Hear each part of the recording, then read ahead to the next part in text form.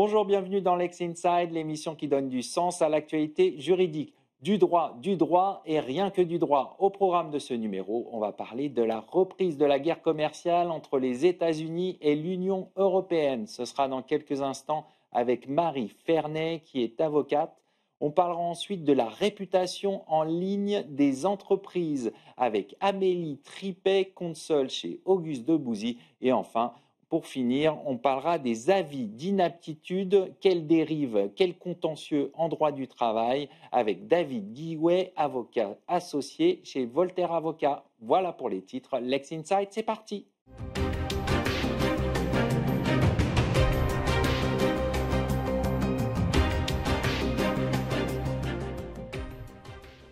Les tensions commerciales entre les États-Unis et l'Union européenne refont surface. Nouveau droit de douane, accord signé entre l'Union européenne et les États-Unis. Que faut-il comprendre? Quelles sont les conséquences pour les entreprises?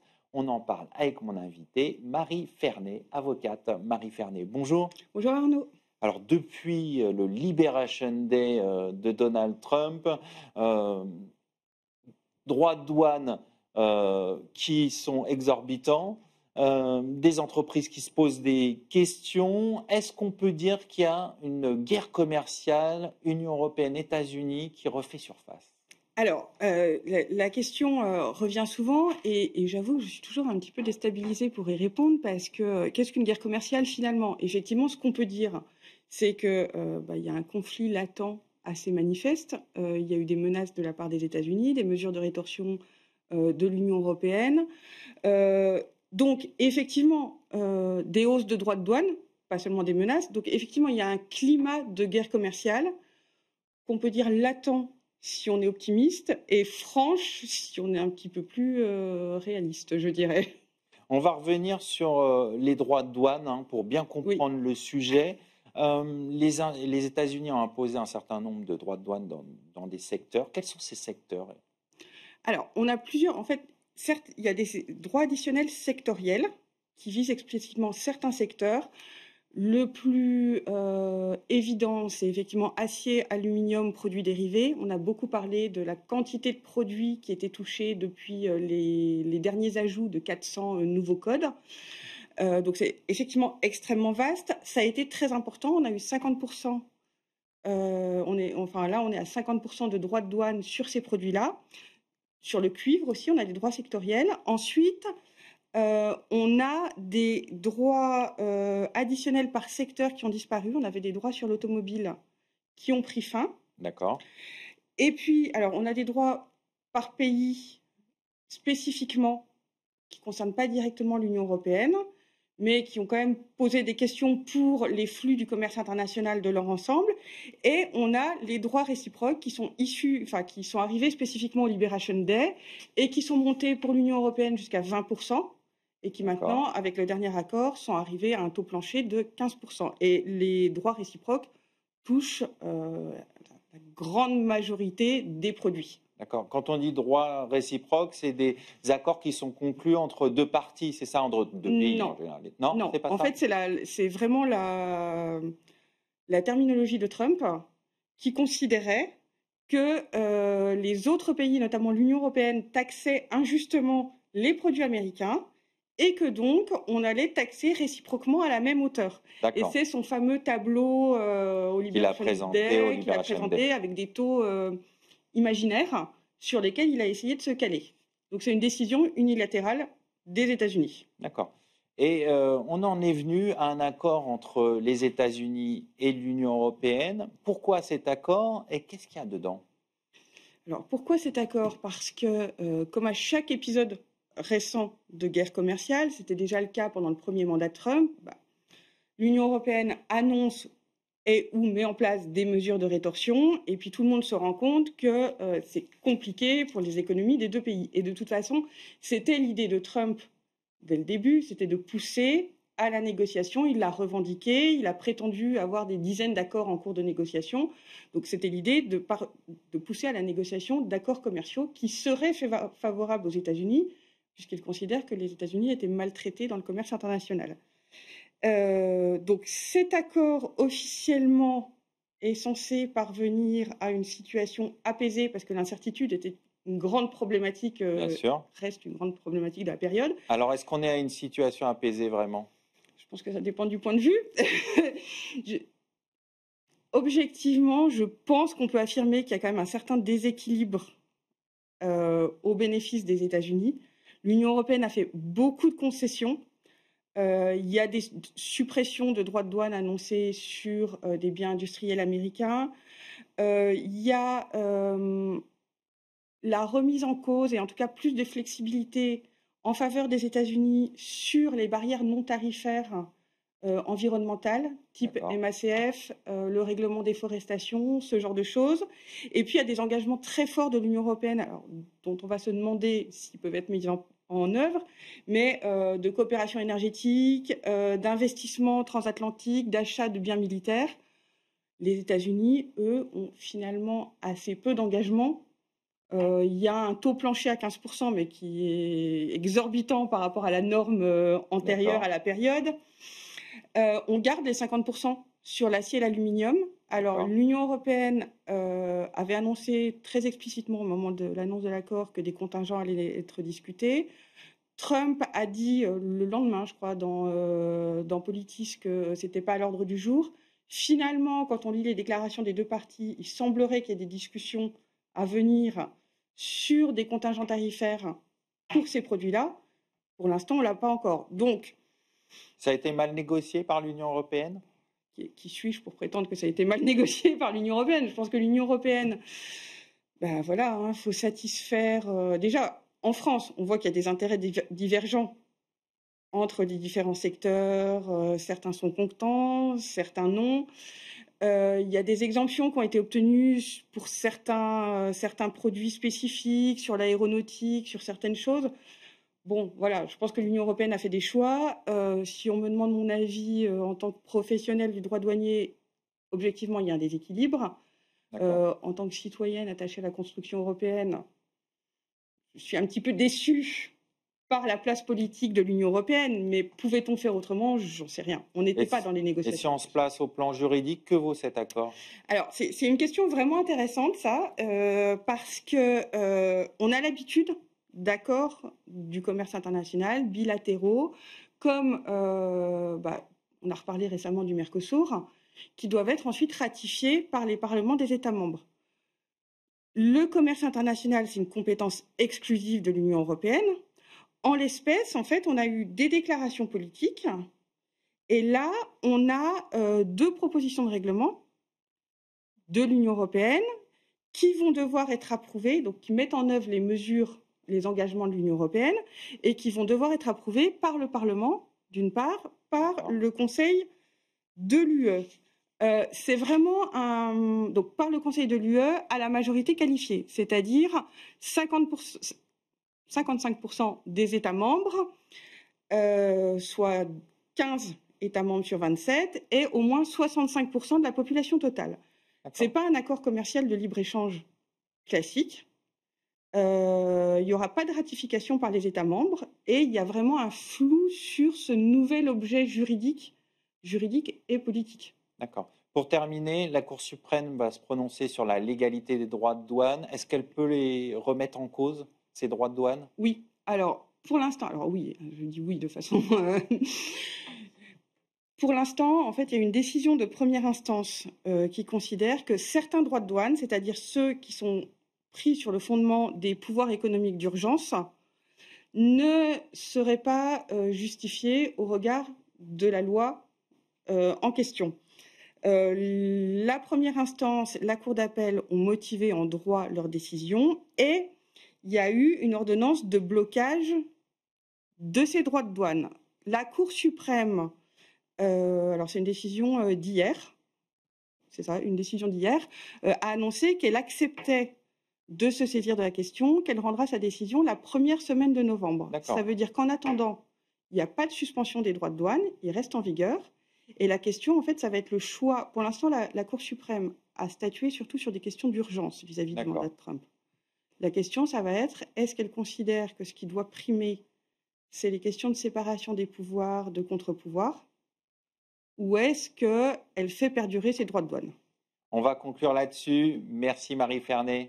Merci à vous. Tout de suite, l'émission continue. On va parler de réputation en ligne, un enjeu stratégique pour les entreprises, mais parfois un angle mort judiciaire.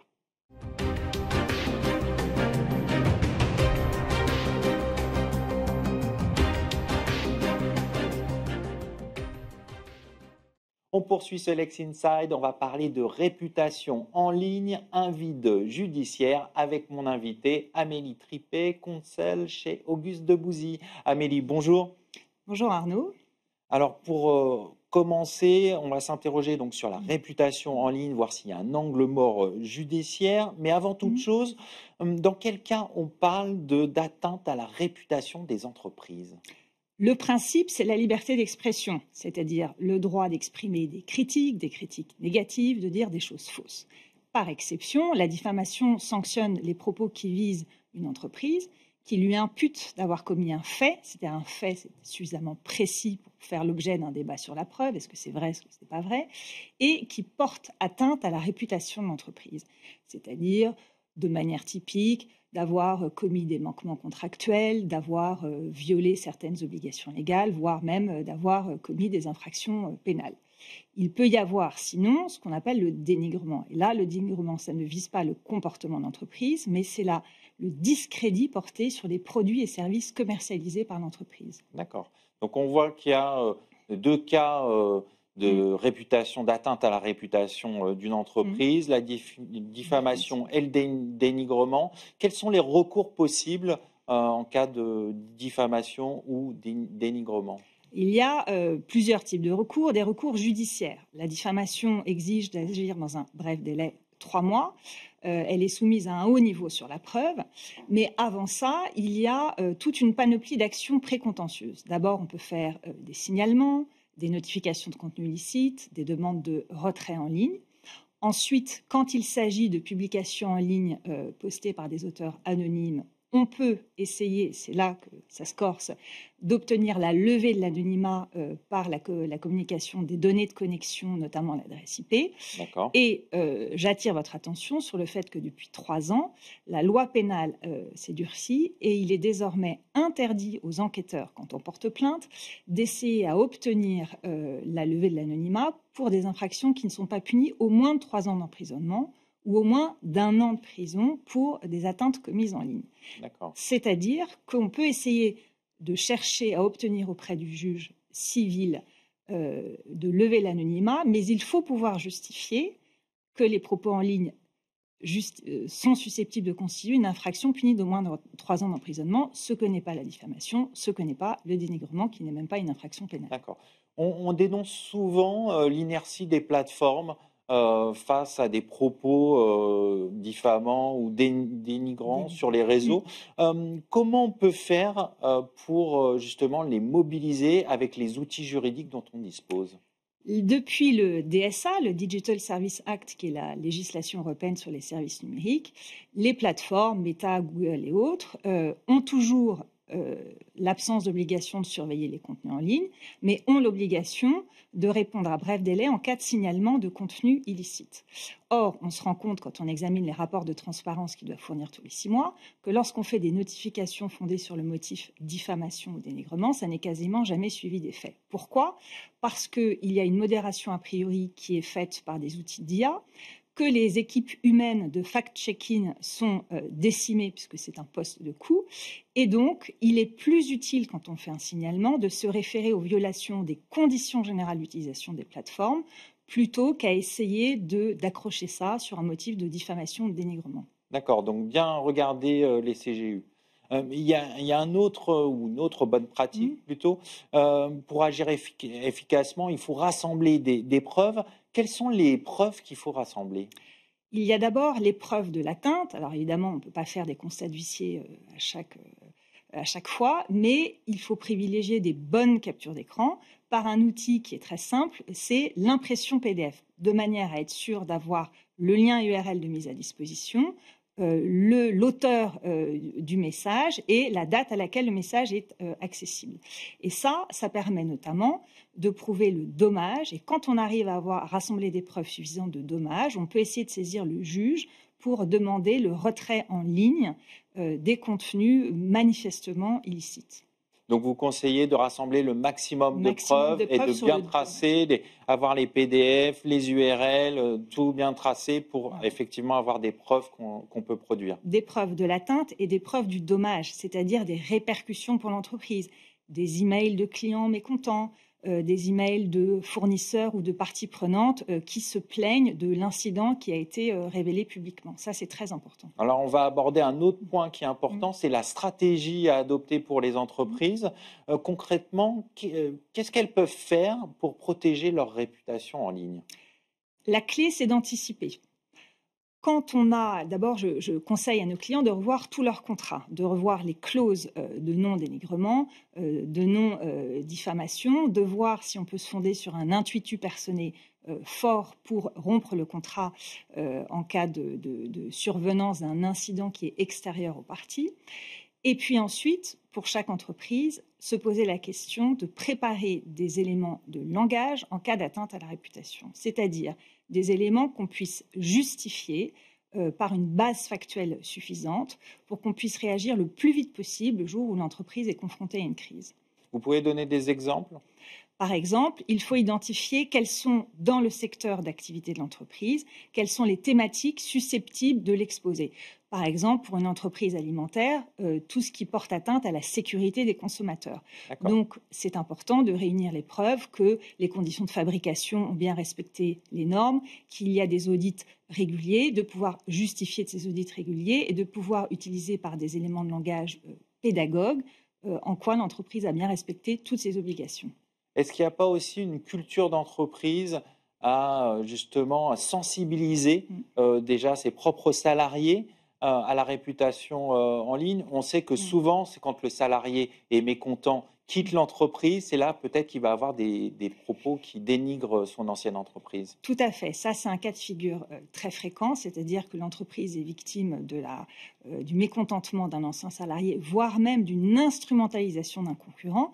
L'impunité, la relative impunité des auteurs anonymes en ligne devient maintenant un instrument de concurrence déloyale. On a déjà assisté, par exemple, à des lancements de produits sur des plateformes qui ont été sabotés par des concurrents, par des multiplications de commentaires négatifs. Et chaque entreprise doit pouvoir mettre en place très rapidement une cellule de stratégie de réponse à la crise, donc mobiliser la direction de la communication, la direction juridique, la direction opérationnelle qui est en mesure de fournir les éléments de réponse dûment justifiés sur les thématiques sensibles de l'entreprise et surtout ne pas perdre de temps en se sentant victime d'une injustice et en pensant que dès qu'on va rétablir la vérité, la crise sera passée. Pas du tout, parce que j'ai vu nombre de fois où des clients ont été mis en cause sans aucune justification. Et néanmoins, la crise a perduré. Donc, dans ces cas-là, la réponse de l'entreprise est très importante pour déminer le plus rapidement possible l'effet rebond. Il faut aller vite, mais j'imagine qu'il faut quand même avoir un discours qui est construit, d'où cette cellule. Cette cellule est toujours de définir des éléments de langage qui sont en cohérence avec les valeurs de l'entreprise, de manière à décliner ces éléments de langage dans la stratégie de communication, mais évidemment en cohérence avec la stratégie de défense judiciaire s'il y a un contentieux judiciaire et par exemple surtout un contentieux pénal qui est susceptible de survenir.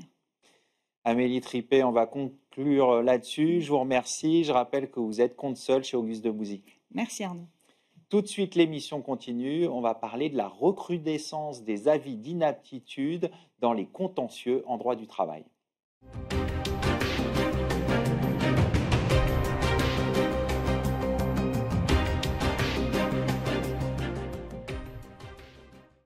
Avis d'inaptitude en augmentation, quelle dérive, quel contentieux? On en parle tout de suite avec mon invité, David Guillouet, avocat associé chez Voltaire Avocats. David, bonjour. Bonjour. Alors, on a ce constat d'augmentation d'avis d'inaptitude. Comment vous expliquez ça, cette tendance dans les contentieux du travail, de cette recrudescence d'avis d'inaptitude? Alors, il y a plusieurs raisons.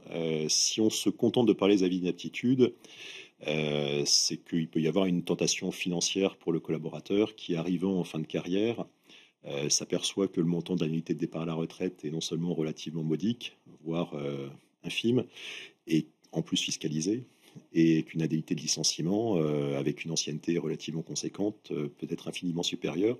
Donc il peut y avoir une tentation en fin de carrière, surtout lorsqu'on a bien travaillé et qu'on s'estime reconnaissant, de faire un On se dit qu'on peut avoir un bonus. On se dit que la médecine du travail peut avoir un petit effet magique. Voilà, ce qu'on appelle nous la magie noire du médecin du travail et du corps médical. Et donc, c'est comme ça que vous expliquez un peu cette recrudescence d'avis d'inaptitude, ou il y a d'autres raisons derrière? Alors, il y a plusieurs. Alors, évidemment, il y a les abus. Il ne faut pas se focaliser uniquement sur les abus. Et forcément, en tant qu'avocat d'entreprise, on a plutôt tendance à voir que les abus. Il y a aussi un effet du prolongement de la vie au travail. C'est-à-dire qu'au fur et à mesure que vous augmentez le temps au travail et la durée effectivement de cotisation, au plus vous vous retrouvez avec des salariés qui sont susceptibles d'être un petit peu usés sur la fin de leur carrière. Après, il ne faut pas non plus se restreindre uniquement aux avis d'inaptitude, parce que nous, les sujets peuvent aussi concerner les avis d'aptitude avec réserve. Pourquoi il y a un sujet là-dessus? Alors, il faut savoir que le médecin du travail a la possibilité de forcer la main de l'employeur en préconisant des aménagements de poste, en préconisant des mesures d'adaptation qui parfois peuvent être un petit peu folkloriques. On a pu voir par exemple des avis d'aptitude pour des cadres aptes à tout poste sauf ayant des aptitudes décisionnelles par exemple, ou aussi une collaboratrice qui rêvait de rejoindre son conjoint dans le sud de la France et qui avait été déclarée apte à tout poste, mais uniquement dans le périmètre géographique qui l'intéressait. D'accord. Voilà. Donc, en effet, ça c'est assez inédit, original. Et sur le plan juridique, c'est quoi le cadre légal de l'avis d'inaptitude? Alors, l'avis d'inaptitude est encadré par les dispositions du Code du travail, comme vous vous en doutez. Ça nécessite une visite devant le médecin du travail. Le médecin du travail doit vérifier un certain nombre de sujets. Est-ce que la fiche entreprise est à jour? Il doit également, évidemment, rencontrer le salarié, échanger avec l'employeur. Et ensuite, il rend un avis d'aptitude qui peut être soit assorti d'une recherche de reclassement, soit, et c'est nouveau depuis un certain nombre d'années, dispenser intégralement l'employeur de toute recherche de reclassement dès lors que l'état de santé du salarié fait obstacle à tout reclassement dans l'emploi. Consécutivement à cela, l'employeur peut soit faire une application, et c'est le cas dans l'immense majorité des cas, de l'avis d'inaptitude et donc procéder à des recherches de reclassement ou procéder au licenciement du salarié, soit il peut ou le salarié peut contester l'avis d'inaptitude devant le conseil de prud'homme. Et là, on arrive dans une procédure qui est parfois un petit peu plus folklorique compte tenu de ce qu'on peut voir devant nos chers conseillers prud'hommes. Ça donne quoi justement les contentieux devant les prud'hommes? Alors nous, on déconseille aux clients d'y aller pour un certain nombre de raisons. Déjà parce qu'en fait, devant le conseil de prud'homme, on ne peut que contester les éléments d'ordre médicaux, notamment par exemple si le médecin du travail propose des aménagements de poste qui ne sont pas véritablement réalistes. Mais la difficulté, c'est qu'on a, malgré les textes qui prévoient un audiencement rapide, la réalité des tribunaux qui fait qu'on a des audiencements extrêmement longs. D'accord. Dans l'intervalle, le collaborateur, s'il a été déclaré inapte, n'est pas licencié. L'employeur a l'obligation de reprendre le paiement du salaire au bout d'un mois. Et aucune garantie que le conseil de prud'homme donne gain de cause à l'employeur. Donc c'est vrai que c'est une procédure qui aujourd'hui, alors on a évidemment quelques dossiers de cette nature, mais lorsqu'on nous pose la question, on dit bon. Alors comment on évite le contentieux? Alors comment on évite le contentieux, c'est pas toujours évident, parce que déjà il faut essayer d'avoir un dialogue avec le médecin du travail. Dialogue qui est parfois possible et de qualité. Ça, c'est lorsqu'on a des échanges réguliers avec le médecin du travail, lorsqu'il est connu dans l'entreprise, lorsque l'employeur le connaît. Après, c'est moins évident lorsque l'employeur est suivi par un service médical interentreprise où le médecin du travail est parfois quelqu'un qui n'est pas du tout identifié, avec lequel on n'a pas du tout d'échange, et avec lequel on aura plus de difficultés à trouver une solution qui soit respectueuse des intérêts de deux parties. D'accord.